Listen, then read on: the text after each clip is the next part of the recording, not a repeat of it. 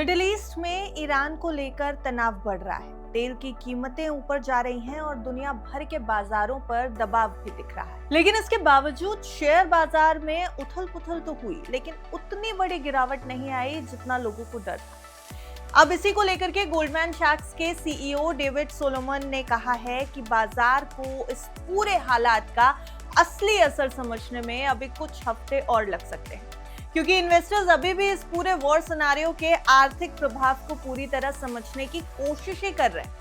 Hello and welcome, आप देख रहे हैं गुड रिटर्न्स। मैं हूं आपके साथ अर्निमा द्विवेदी। देखिए, गोल्डमैन सैक्स के सीईओ डेविड सोलोमन का एक बहुत बड़ा व्यू पॉइंट सामने आया है जो पूरे बाजार के लिए काफी अहम माना जा रहा है, क्योंकि गोल्डमैन सैक्स जैसी ब्रोकरेजेस जब कुछ कहती हैं तो बाजार के ऊपर उसका प्रभाव भी होता है।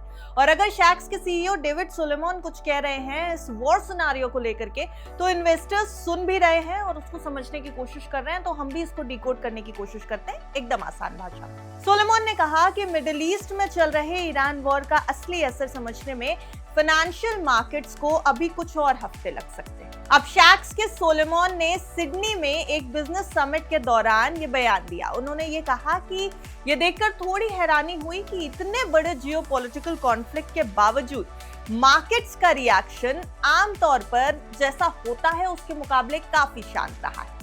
उनके मुताबिक आमतौर पर मार्केट्स जियोपॉलिटिकल सिचुएशंस पर, जियोपॉलिटिकल घटनाओं पर बहुत तेज रिएक्शन तभी देते हैं जब उनका सीधा असर इकोनॉमिक ग्रोथ पर दिखने लगता है।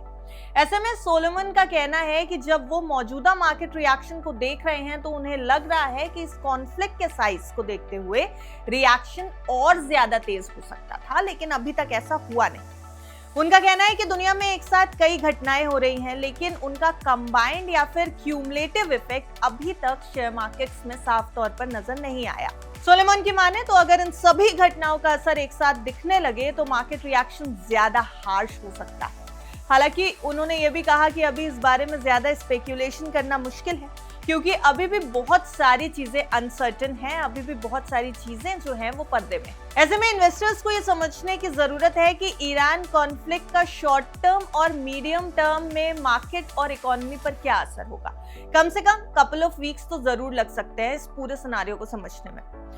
अभी ये अंदाजा लगाना भी मुश्किल है कि आगे मार्केट्स किस दिशा में जाएंगी। ये भी गोल्डमैन सैक्स के सीईओ का व्यू पॉइंट है। अब इस कॉन्फ्लिक्ट के बीच ऑयल प्राइसेस में एक तेजी देखी गई, एक तेज स्पाइक देखा गया। सप्लाई को लेकर बढ़ती चिंता ने निवेशकों के इन्फ्लेशन को लेकर चिंता और ज्यादा बढ़ा दी। इसी वजह से ग्लोबल स्टॉक इंडेक्सेस में गिरावट देखी गई है। कई इन्वेस्टर्स ने रिस्की एसेट्स बेचकर सेफ हेवन एसेट्स की तरफ रुख किया है, जैसे कि गोल्ड और सिल्वर। इस माहौल में यूएस डॉलर मजबूत होता दिखाई दिया, क्योंकि क्राइसिस के समय इन्वेस्टर्स आमतौर पर डॉलर जैसे सेफ एसेट्स में पैसा लगाने लगते हैं।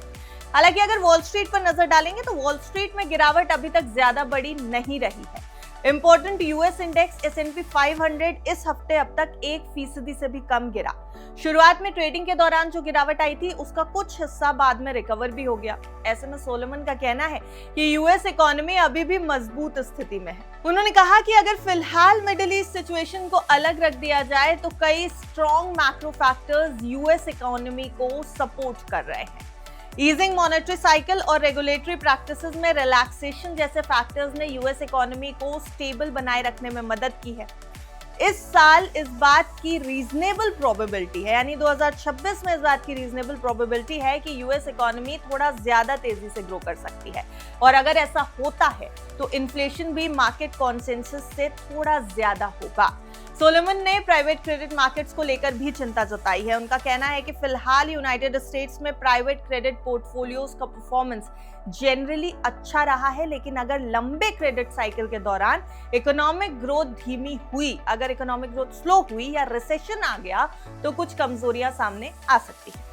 अब ऐसे में सोलोमन ये कह रहे हैं कि जब कैपिटल डिप्लॉय करने की कंपटीशन बढ़ता है तो लेंडिंग स्टैंडर्ड्स धीरे धीरे कमजोर हो जाते हैं, और यही चीज आगे चलकर रिस्क बन सकती है, बाजार के लिए भी और इकोनॉमी के लिए भी। आर्टिफिशियल इंटेलिजेंस के इम्पैक्ट पर बात करते हुए उन्होंने कहा कि एआई का शॉर्ट टर्म में लेबर मार्केट पर असर पड़ सकता है, खासकर व्हाइट कॉलर जॉब्स पर, लेकिन लॉन्ग टर्म में इसे परमानेंट लेबर गैप नहीं बनेगा। यानी जो चिंता एआई को लेकर के पूरी दुनिया में बनी हुई है उसको कहीं ना कहीं ईज आउट किया है, क्योंकि ये परमानेंट लेबर गैप नहीं बना रही, अकॉर्डिंग टू गोल्डमैन सैक्स के सीईओ। हाल ही में जीएस के एआई कंपनी एंथ्रोपिक के साथ एक डील भी साइन हुई है। इस बात को भी नजरअंदाज नहीं किया जा सकता। इस डील के तहत एआई पावर्ड एजेंट्स बनाए जाएंगे जो क्लाइंट ऑनबोर्डिंग जैसे कई प्रोसेसेस को ऑटोमेट करते हुए दिखाई देंगे। एआई का एम्प्लॉयज पर इमीडिएट इम्पैक्ट थोड़ा कॉम्प्लिकेटेड हो सकता है, यह गोल्डमैन सैक्स का मानना है। ऐसे में सोलोमन ये बोल रहे थे कि बैंक के हेडकाउंट नंबर्स को लेकर कोई भी पब्लिक स्पेक्यूलेशन नहीं करना चाहिए। बैंक का फोकस जॉब्स कम करने पर नहीं बल्कि प्रोडक्टिविटी बढ़ाने पर है। एआई की मदद से एम्प्लॉयज को अलग अलग रोल्स में ज्यादा इफेक्टिवली इस्तेमाल किया जा सकेगा और उनके मुताबिक फ्यूचर में हेडकाउंट शायद बहुत ज्यादा अलग ना दिखे, लेकिन एम्प्लॉयज की प्रोडक्टिविटी जरूर ज्यादा होगी। तो कुल मिलाकर के एआई से लेकर के शेयर मार्केट तक और ग्लोबल इकोनॉमी तक गोल्डमैन सैक्स के सीईओ सोलोमन की एक बड़ी राय सामने आई है।